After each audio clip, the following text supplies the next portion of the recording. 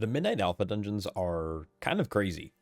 Today we're going to be breaking down Voidscar Arena. Now, unfortunately, this is not going to be a Season 1 Mythic Plus dungeon, but I did want to showcase and talk about it because this dungeon is fucking the littiest tit. So the dungeon starts off and you're able to actually go two different ways. The mobs on either side don't really matter. Like, they're the same mobs, but they have different patterns. So going to the right, for example, will probably have more casters. Going to the left will have more melee men in different sequences. The nice thing about going left is there seem to be a lot less casters on this side. Most pulls you're going to be able to pull off will only have, give or take, one, maybe two casters in each pack. And all they're doing is casting lava bolts, which you already have a 5-second lockout now on a lot of your casts, so you're going to be able to just kick them and keep moving with them if you like. Now, the start of this dungeon does seem to have some fairly small pulls in some of these rooms, though you definitely can go bigger if you'd like. I'd imagine that most groups in the future would probably end up using something like Line of Sight to get casters as well as these other like melee enforcers all stacked up. Now, once you finish progressing down one of the hallways, you're going to actually head out into the actual Voidscar Arena area. Now, this room has just a bunch of random dudes fighting. You need to clear this area to get the next set of roleplay activated. Now, luckily, all of these mobs in here are melee. They are melee mobs, so they don't cast, so realistically, you could probably do this entire thing in one pull. Now, of course, there are some caveats to that. There are, like, roots. There are some debuffs that are going to go on the tank, so you do need to be careful, but realistically, you could, with good group management, you could probably get this room cleared pretty quickly. Now, once the room is entirely clear, you're going to get this first mini-boss, Chittigoth. He's going to come out. Now, what's interesting about this roleplay is instead of mobs spawning when the previous mini-boss or set of ads die, they spawn when you pull the previous set. So pulling the first mini-boss spawns the second set, pulling the second set of trash spawns the third set, pulling the third set of trash spawns the second mini-boss, so on and so forth. So you can technically kind of control how these packs are spawning. The mobs in these packs aren't anything crazy. You got some roots, you got some debuffs, you got a couple of frontals. Nothing too difficult, I think, for the average group to mention, and you can pull this area as fast or as slow as you'd like.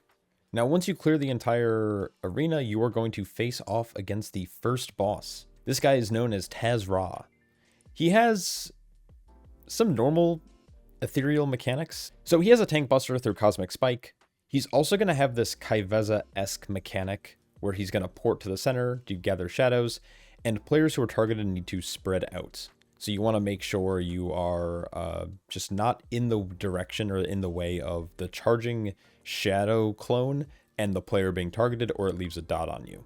Then the boss is going to do Dark Rift on the tank's location, and the player just needs to run away. Simple as that. Nothing too crazy to it. It's going to suck everyone towards it, so obviously don't stand inside of it or you'll pretty much die. And that's the fight on normal. So pretty easy, pretty simple mechanics. Once Taz goes down, you're going to have access to a quick run back. Basically, the Waystone doesn't necessarily update, but it opens up a side door that you're able to quickly get back from the start of the arena. And you're going to progress up the stairs to kind of the observation deck of the Voidscar Arena. Now up here, once again, you have a choice to make. You can either go left or right. Left will have a bunch of mobs that you've already dealt with downstairs.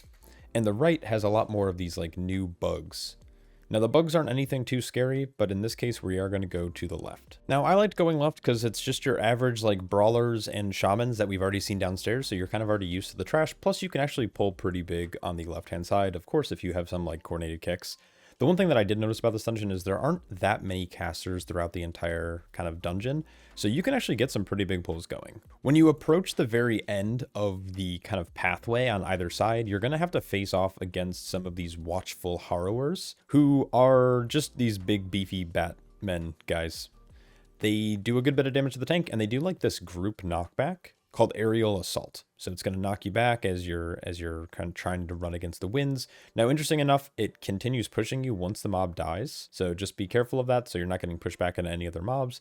And then you are ready to head up to kind of the upper deck of this dungeon, I guess. So you're going to take this little portal and it's going to bring you up to kind of the upper seat, I guess we'll call it. And just like that, we are ready to face off against the second boss here. Now, this guy looks so sick. He's like this big poison man. Yeah, he's a big poison man. He's got a couple of mechanics on this difficulty. Keen-eyed players will notice that on either side of the room, there are like poison pools. No, not the ones that are right behind him, but to the actual left and right. He's going to spawn an ad at some point that you're going to have to kill. He does a group knockback, and then he'll do a tank knockback through Hulking Claw. So this is a pretty aggressive tank knockback, and then the ad spawns. Now the ad after a few seconds will start fixating a random player, so you do want to kill the creeper, and then there is a frontal that targets a random player. It could be the tank, it could be a random DPS player. You want to make sure you're being aware of that. You're going to get another knockback, and then finally he's going to do Poison Splash, which spawns random swirls and swirls underneath players' feet, which will create these poison pools throughout the arena. So you definitely want to be careful about standing in these because you're going to start to clutter up the room like a ton. Next thing you know, another toxic creeper is spawning. This time around, it's actually going to start fixating pretty early, and that's pretty much the fight. It's a floor management space kind of encounter, and yeah, that's pretty much it. Cool fight. Now, some people might love or hate this next part of the dungeon, so in order to get to the last boss, you have to kill 4 mini-bosses indicated on your map, which means that you have to pull a specific amount of trash up here. What's nice about this dungeon is while it isn't necessarily linear, you definitely have specific paths you can go down, but then when you get to this point, it's like super open.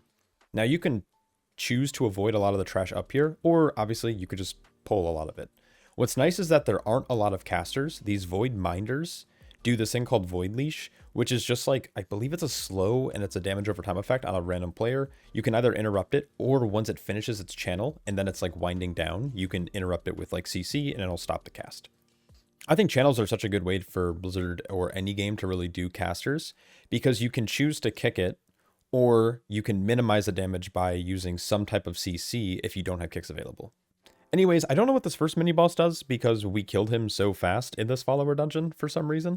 He does like a frontal, and that might be it. Pretty chill. The next mini-boss, this dude, Vexaroth, he spawns like mana spheres on the ground, and walking through them causes you to apply like a dot to your entire group. So he's doing this big channel, then orbs are going to spawn, and if you walk through one of the orbs, like I'm going to do it now just to test it, it applies a dot to everyone in the party. As you can see here, explosive spheres does arcane damage over time. Not a big deal. You obviously don't want to stand in them, so that would be the goal. If not, you can also dispel it. This next mini boss, Niraxivar, or Nixavar, I can't read. Nixavar. This guy basically spawns a couple of ads, and he does these giant, like he teleports and does big damage in AoE, so definitely want to avoid that. And then the last guy, Nolatros, pretty chill. He just spams Void Blast on the tank, and that seems to be it. So now with all the mini bosses defeated, we can head up the stairs to the final boss encounter, Charanus. This guy seems pretty simple, at least on normal. He does this thing called Unstable Singularity, which targets 2 random players. It targeted me and one of our, I think our healer, or the follower healer. You don't want to be too close to these, because the closer you are, they suck you in, and it like applies, like while you're in its radius or within its area of effect, you'll take damage. And you can see that here, I'm being sucked in, I'm taking damage, so I'm going to run away. Then he does Cosmic Blast, which knocks every player back. So the goal here is to not get knocked into the singularities. Chances are, later on like higher difficulties, and obviously in Mythic Plus, the room's probably going to fill up, assuming that they don't disappear. And that's it. That is the amazing Voidscar Arena dungeon. I was a really big fan of this place, honestly. 3 boss dungeons are really short. They feel quick to do. The vibe in here too, like, man, like between the architecture and like the skybox, this dungeon just seems so cool. I also like that it's linear, but it's not linear, you know? At the start of the dungeon, you can choose to either go left or right. When you finish the first boss area, you can choose to go left or right. And then the way you progress the mini boss area before the final boss also feels extremely open, and it's also at the same time kind of linear. Any trash you might have skipped earlier on, you can make up in the back half of the dungeon as well. And the roleplay is not egregious, right? Yeah, you get a little bit of roleplay when this first or the second boss is spawning. You get a little bit of roleplay during the gauntlet event before the first boss, but if you pull fast enough, it doesn't matter as much because you can like pull as much or as little trash as you want. And it's so much better than like I'm trying to think of like other dungeons that did roleplay like that really bad, where you like have to kill one pack at a time before actually getting through all the roleplay. So I like this dungeon a lot. I'm a little sad it's not going to be in the first season, but I'm looking forward to when it does eventually come around. Anyways, that's Voidscar Arena. Hope you guys enjoyed the video, and I will catch you all in the next one. Peace.